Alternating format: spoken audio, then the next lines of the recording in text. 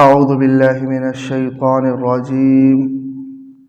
بسم الله الرحمن الرحيم. أينما تكونوا يدرككم الموت ولو كنتم في بروج مشيدة. أينما تكونوا، جہاں کہیں بھی تم ہو، یدرککم الموت، موت تم کو پہنچ کر رہے گی. وَلَوْ كُنْتُمْ فِي بُرُوجٍ مُشَيَّدَةٍ، اگرچہ تم مضبوط قلعوں میں ہی کیوں نہ ہو. یعنی بچاؤ کی اور احتیاط کی جتنی تدابیر بھی اختیار کرو، موت سے نہیں بھاگ سکتے، نہیں بچ سکتے، بلکہ جو وقت اور جو مقام موت کا مقرر ہو، اسی وقت اور اسی جگہ موت آ کر رہے گی. اس سے پہلی آیت میں منافقین کی وہ حالت بیان کی گئی تھی کہ جب انہیں کہا جاتا تھا کہ اللہ کے راستے میں جہاد کے لیے اور قتال کے لیے نکلو، تو وہ موت کے ڈر کی وجہ سے جہاد اور قتال سے پیچھے رہ جاتے تھے. تو اللہ تبارک و تعالیٰ نے فرمایا کہ ایسا نہیں ہے کہ اگر تم جہاد اور قتال میں نکلو گے تو تمہیں موت آئے گی، نہیں نکلو گے تو موت نہیں آئے گی، بلکہ موت کے حوالے سے اللہ تبارک و تعالیٰ کا ضابطہ یہی ہے کہ اس کے لیے اللہ نے ایک وقت مقرر کیا ہے. تو جس جگہ اور جس وقت وہ میعاد مقررہ آ جائے اسی وقت اور اسی جگہ انسان کو موت آتی ہے،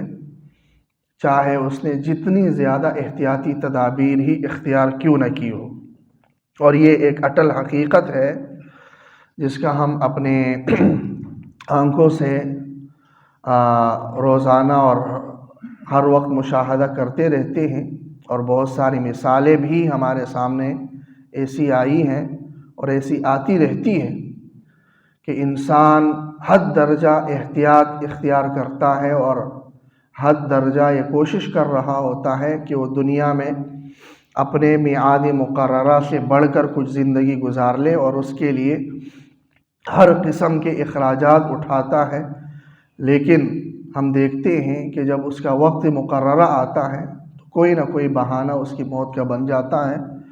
اور وہ اس کے سارے جو ارادے ہوتے ہیں وہ دھرے کے دھرے رہ جاتے ہیں.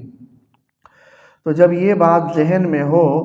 تو انسان جہاد اور قتال میں جانے سے بھی نہ ہچکچائے، اور دوسری قسم کی بہادری سے بھی نہ ہچکچائے کہ جب اسے یہ یقین ہو کہ میری موت میرے وقت مقررہ سے پہلے نہیں آ سکتی. ہاں، اس میں یہ ضرور ہے کہ اپنی احتیاطی تدابیر اختیار کرنی چاہیے، جیسے کہ قرآن مجید میں دوسری جگہ بھی اللہ تبارک و تعالیٰ نے فرمایا ہے وَلَا تُلْقُوا بِأَيْدِيكُمْ إِلَى التَّهْلُكَةِ، اپنے آپ کو خود سے ہلاکت میں نہ ڈالو. یعنی انسان کو یہ نہیں کرنا چاہیے کہ میں بھی ذرا دیکھ لوں کہ اللہ تبارک و میں یہاں یہ گاڑی کے نیچے گر جاؤں یا چھت سے کود جاؤں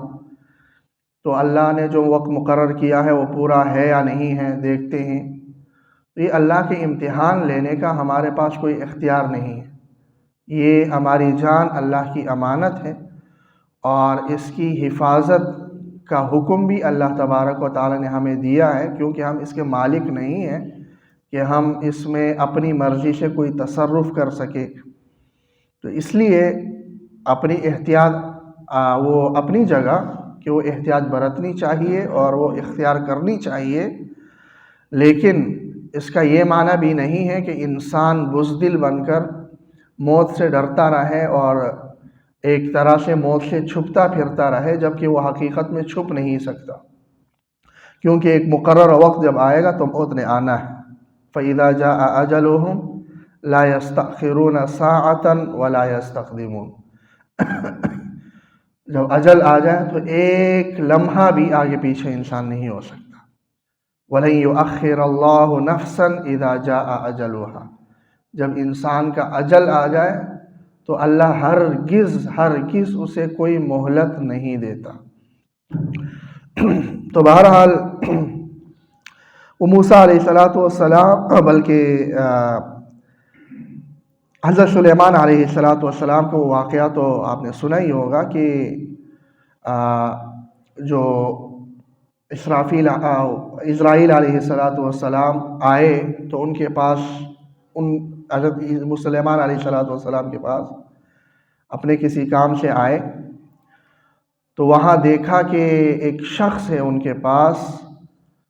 جس کے بارے میں اللہ نے انہیں حکم دیا تھا کہ یہاں سے میلوں دور اس کی روح قبض کرنی ہے۔ حضرت سلیمان علیہ السلام کے پاس سے ہو کے وہاں جانا ہے اور اس بندے کی روح قبض کرنی ہے جو کہ یہاں سے کئی میلوں دور ہے۔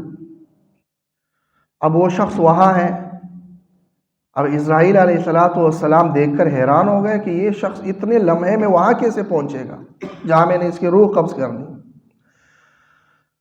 تو اس شخص نے جب دیکھا حضرت اسرائیل علیہ السلام کو کہ وہ بار بار مجھے دیکھ رہے ہیں تو پریشان ہو گئے، اور سلیمان علیہ السلام کی حکومت چونکہ ہواؤں پر بھی تھی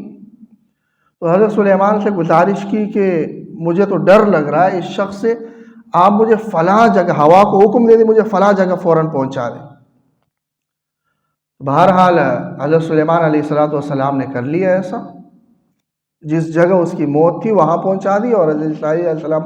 پہنچ گئے اور اس کی روح قبض کر لی۔ بہرحال یہ تو اسرائیلی روایات ہیں جو درست بھی ہو سکتی ہے، غلط بھی ہو سکتی ہے۔ غرض یہی ہے کہ جہاں انسان کا وقت اور موت مقرر ہو، انسان نے ایک لمحہ بھی اس سے آگے پیچھے نہیں ہونا، تو پھر کیا وجہ ہے کہ انسان اللہ تبارک و تعالیٰ کی طرف سے تفویض کردہ فرائض میں کمی کوتاہی کر لے، اور جن میں جہاد اور قتال بھی شامل ہے، جیسا کہ منافقین نے ان آیات کے نزول کے وقت کیا تھا۔ وَإِن تُصِبْهُمْ حَسَنَةٌ يَقُولُوا هَٰذِهِ مِنْ عِندِ اللَّهِ، اور اگر تمہیں کوئی بھلائی پہنچتی ہے، جسے فتح پہنچتی ہے، فتح ملتی ہے جنگ میں اور قتال میں، یقولو، تو یہ منافقین کہتے ہیں هَٰذِهِ مِنْ عِندِ اللَّهِ، یہ بھلائی اور یہ فتح تو اللہ کی طرف سے آئی۔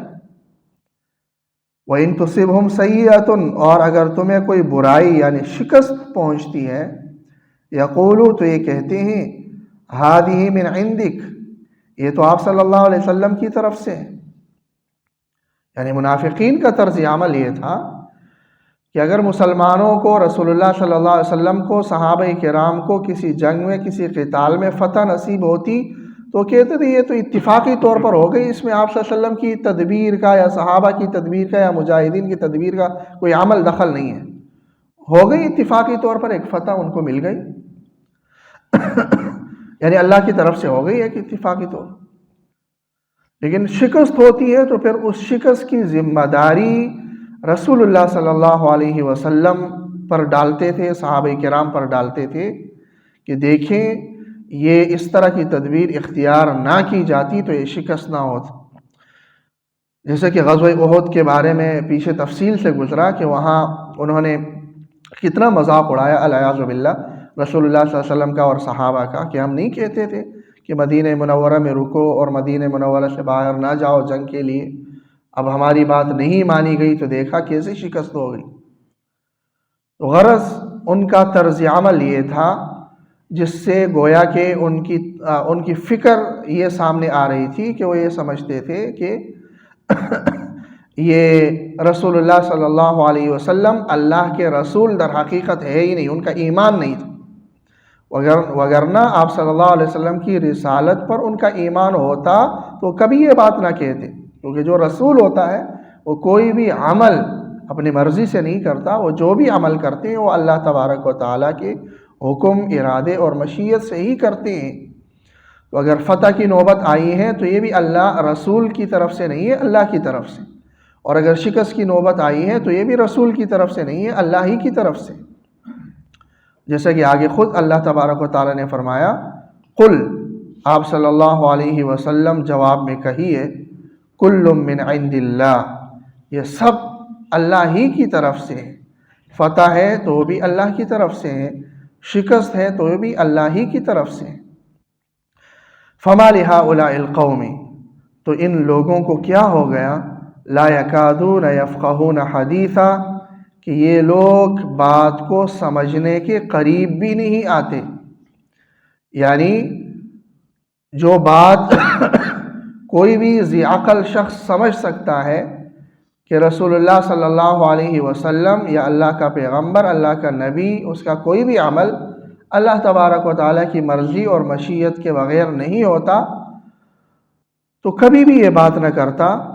کہ شکست کی صورت میں یہ کہا جاتا کہ بھئی ہاں یہ تو تمہاری کمی کی وجہ سے یا بری تدبیر کی وجہ سے یہ شکست آئی، یہ بات کبھی بھی وہ نہ کرتا. لیکن یہ لوگ ایسے ہیں کہ جو سمجھنے کے قریب بھی نہیں پھٹکتے. تو در حقیقت شکست ہو یا فتح ہو، اللہ تبارک و تعالیٰ کا ایک فطری قانون ہے کہ دنیا کے اندر اللہ تبارک و تعالیٰ 100% کسی کو نہیں نوازتے، بلکہ دنیا ایک دارالامتحان ہے. کبھی فتح لے کر امتحان لیتے ہیں اور تو کبھی شکست سے دوچار کر کے اللہ تبارک و تعالیٰ امتحان لیتے ہیں. اور یہ دنیا ہے ہی اس امتحان کی جگہ، اور اصل جو منزل ہے وہ آخرت کی ہے کہ آخرت میں اللہ تبارک و تعالیٰ پھر اس دنیا میں لیے گئے اس امتحان کی بدولت اللہ تبارک و تعالیٰ پھر آخرت میں فیصلہ کرتے ہیں. تو یہ منافقین کا طرز عمل ہے، اور کہ جو ایک تو قتال میں جانے سے اس لیے ہچکچاتے ہیں کہ موت آ جائے گی، حالانکہ موت کا ایک وقت مقرر ہے، اور پھر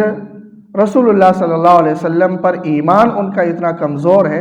کہ آپ صلی اللہ علیہ وسلم کی طرف سے یا آپ صلی اللہ علیہ وسلم کے صحابہ کی طرف سے پیش آمدہ معاملات کا ذمہ دار رسول اللہ صلی اللہ علیہ وسلم کی ذاتی رائے کو ٹھہراتے ہیں. اللہ تعالیٰ عمل کی توفیق.